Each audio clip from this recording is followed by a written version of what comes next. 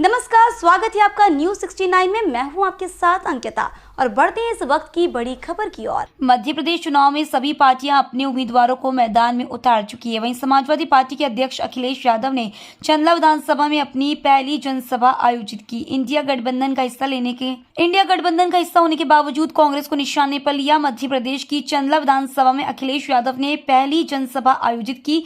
मंच से अखिलेश ने कहा कि मुझे याद है उस समय मुख्यमंत्री जो बने थे कांग्रेस के, उन्होंने कहा था समाजवादी पार्टी अगर समर्थन कर दे तो दूसरे दलों से भी समर्थन मिल जाएगा। सबसे पहले सपा ने अपने इकलौती विधायक का समर्थन दिया और फिर दूसरे दल का समर्थन मिला और उसके बाद गवर्नर ने बुलाकर कांग्रेस को सरकार बनाने का मौका दिया था। अखिलेश यादव ने कहा कि चुनाव शुरू होने के बाद ये हमारी पहली जनसभा है और जनसभा में देख रहा हूं मैदान में बड़ी संख्या में लोग दिखाई दे रहे हैं। ये उत्तर प्रदेश के बॉर्डर की बिल्कुल बगल की विधानसभा है।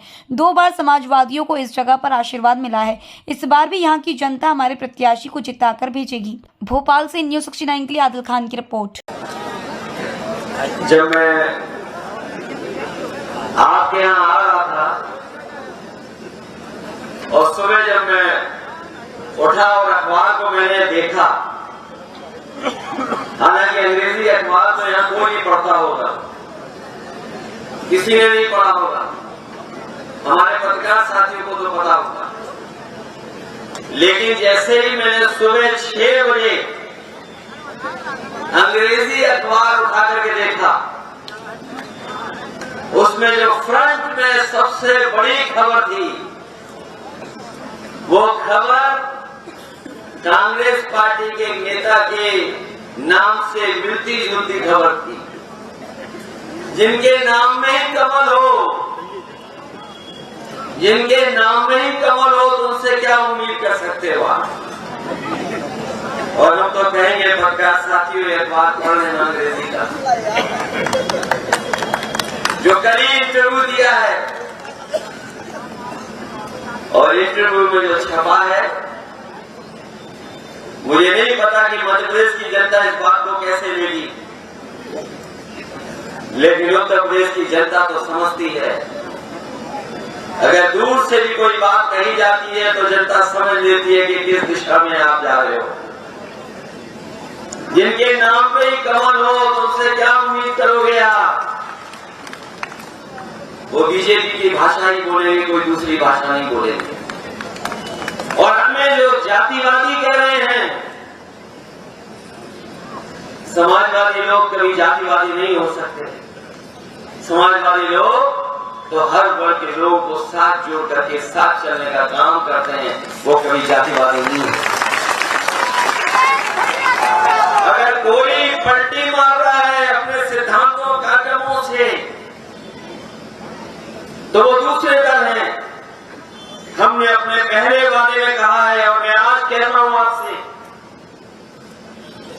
जो सभी दल इसमें बोलने लगे हैं, हमारी पार्टी का मानना है कि जब कभी भी हम लोग सरकार में आएंगे या सरकार बनाने में सहयोग करेंगे, सबसे पहले अगर कोई फैसला लिया जाएगा तो फैसला होगा कि हमारी जातियां गिनी जाएं और जातियां गिन करके जिसकी जितनी आबादी है उसके साथ उसको हक सम्मान मिलना चाहिए।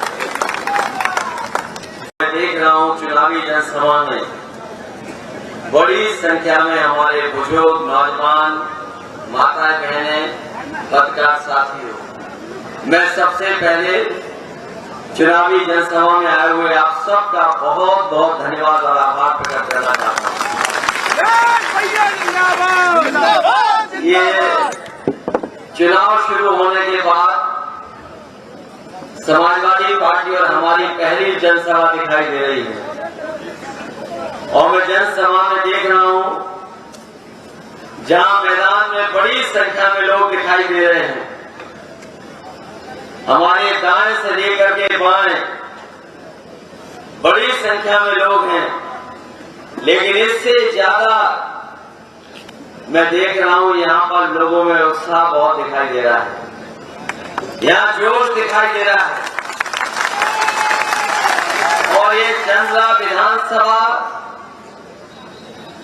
ये हमारे उत्तर प्रदेश के बॉर्डर की बिल्कुल बगल की विधानसभा है। मुझे तो ये लग रहा है, महसूस हो रहा है कि जिस तरीके से जनता ने हमें पहले भी आशीर्वाद दिया था, 2 बार समाजवादियों को एक समय पर आशीर्वाद मिला है, इस बार भी हमारे नौजवान समाजवादी प्रत्याशी पुष्पेंद्र अहिरवार को यहाँ की जनता जिता करके भेजेगी। वैसे तो अखबारों में आपने बहुत कुछ पढ़ लिया होगा। एक समय ऐसा था कि लग रहा था कि हम लोग गठबंधन में चुनाव लड़ने जा रहे हैं। हम लोगों से बातचीत हुई और पता नहीं क्या और किस कारण वो बातचीत खत्म हो गई। जहां हमें गठबंधन में चुनाव लड़ने का मौका मिल रहा था, मैं तो कहूंगा कि अच्छा किया कांग्रेस पार्टी ने कि अभी धोखा दे दिया। अगर बाद में धोखा देता, उनका दल तो हम कहीं के नहीं बचते। इसलिए कम से कम चुनाव से पहले हमें धोखा दे दिया और उस धोखे की वजह से हमें पुष्पेंद्र अहिरवार जी को चुनाव लड़ना पड़ा।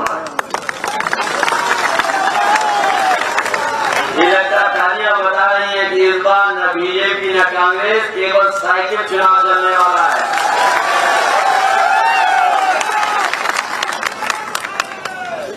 ये साथियों कहना चाहते हैं कि समाजवादियों की लड़ाई अलग है, इन बीजेपी और कांग्रेस के लोगों के बीच की लड़ाई है।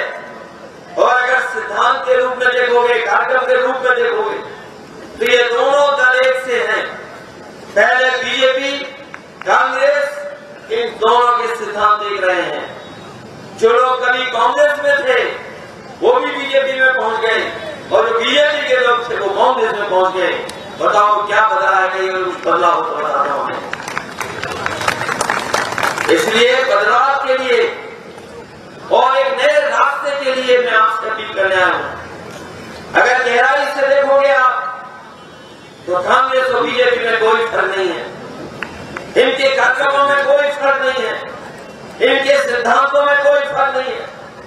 जो बाबा साहब भीमराव अम्बेडकर जी ने हमें संविधान दिया था, जिस संविधान के तहत हमें आरक्षण मिला था, हमें नौकरी और रोजगार मिलने लगा था, हमारे पिछड़े और दलित आगे बढ़ने लगे थे।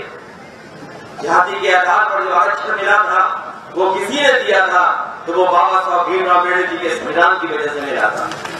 पहले कांग्रेस ने लागू नहीं होने दिया। बड़ी संघर्ष और लड़ाई के बाद और समाजवादियों के तमाम दबाव के बाद जाकर के एक मंडल कमीशन लागू हुआ था, तब जाकर के हमारे पिछड़े और दलित भाइयों को कुछ हक और सम्मान मिला। आज वो परिस्थितियां बदल रही है। कभी कांग्रेस रोकती थी हमें, आज बीजेपी रोकने का काम कर रही है। इसलिए अगर आप चाहते हो कि आपकी जाति गणना हो, आपकी गिनती हो, आप जिस पार्टी को सबसे ज्यादा समर्थन मिलेगा उसी की सरकार बनेगी। बीजेपी भी ढूंढ रही थी विधायकों को, कांग्रेस भी ढूंढ रही थी। और मुझे याद है उस समय जो मुख्यमंत्री बने थे कांग्रेस के, उन्होंने कहा कि समाजवादी पार्टी अगर समर्थन कर देगी तो हमें दूसरे दल से भी समर्थन मिल जाएगा और गवर्नर भी हमें बुला लेंगे शपथ के लिए। मुझे याद है वो दिन, सबसे पहले समाजवादी पार्टी ने अपने इकलौते विधायक का समर्थन दिया, उसके बाद दूसरे दल का समर्थन मिला और उसके बाद गवर्नर ने बुला करके कांग्रेस की सरकार मध्य प्रदेश बनाने का मौका दिया। मैं आज दावे के साथ कह सकता हूं, अगर समाजवादियों ने उस समय समर्थन नहीं दिया होता तो पहले कांग्रेस की सरकार नहीं बनती। अगर किसी ने समर्थन देकर के कांग्रेस पार्टी की सरकार बनाई थी तो वो समाजवादी पार्टी का इकलौता विधायक था जिसने समर्थन किया, तो उसके बाद कांग्रेस पार्टी की सरकार बनी। इस खबर पर आपकी क्या है राय, हमें कमेंट सेक्शन में जरूर बताएं। तब तक के लिए धन्यवाद।